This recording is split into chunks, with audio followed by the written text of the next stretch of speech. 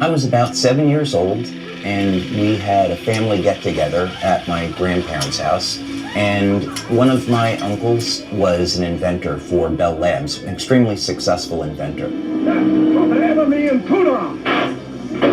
Sweet dreams, little friends. And now for the Mandarin. First, I better check my energy gauge.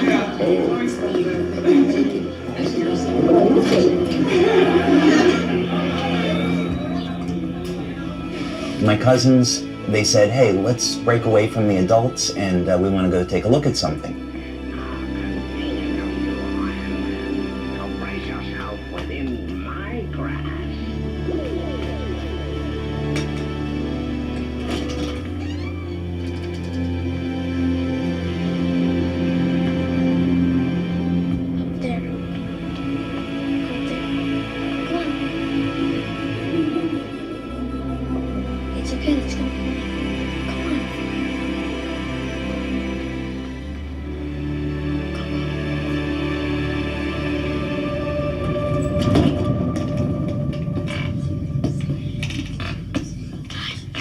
So we went up into the attic.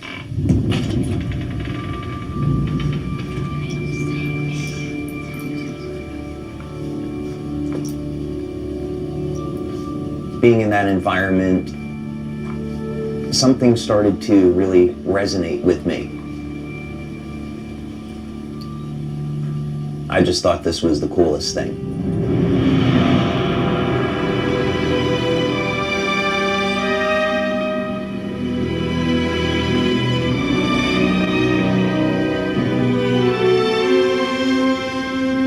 And when we got up there was something covered by this blanket. My cousins took the blanket off, and I saw this incredible machine. It had all of these tubes, electronic controls, dials, and I was immediately fascinated.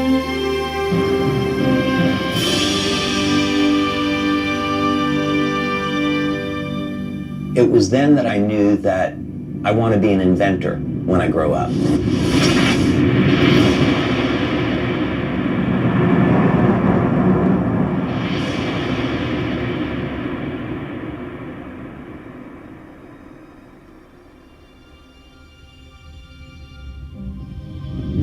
My name is David Schmidt. I am a husband, father, inventor, and the CEO and founder of LifeWave.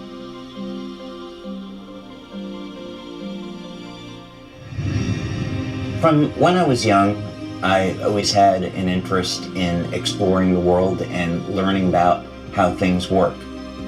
We didn't have the distraction of cell phones and computers, so I spent a lot of time outside with my friends, exploring the natural world, looking at insects, going for walks in the woods, and trying to understand how all these things in nature function and enjoying the beauty of it.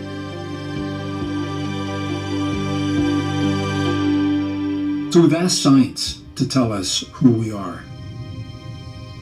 We have an answer, and many scientists are not comfortable with where that answer is leading.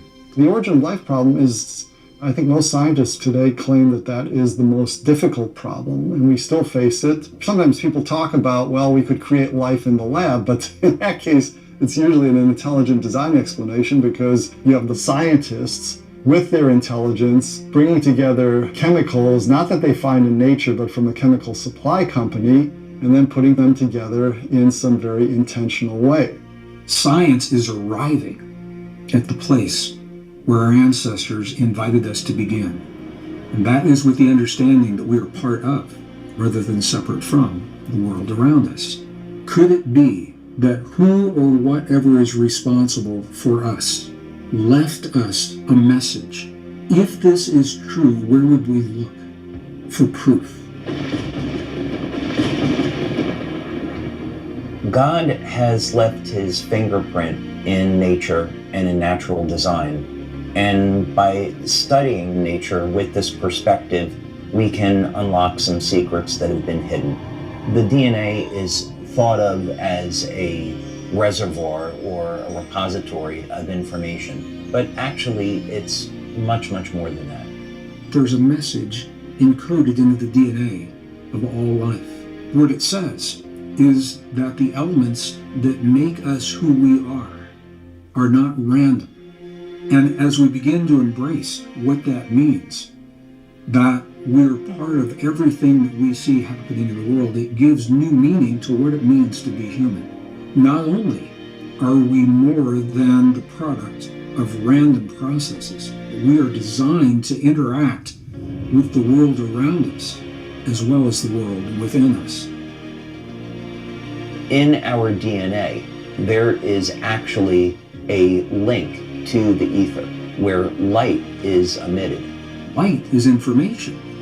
We are constantly receiving information and transmitting information into the world around us, into the field around us. Light, as it turns out, is the primary control mechanism for everything else that happens in the body.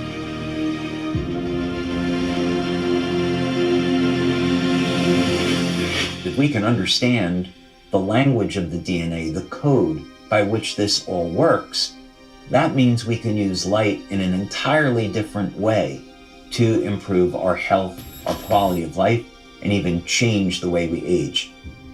What if we could have an external electromagnetic field that would essentially reset the stem cells that are already in our bodies and get them to function like younger, healthier cells? What if we could embed wavelengths of light into water that would trigger the regenerative mechanisms and cause people to heal at a rate as when they were younger?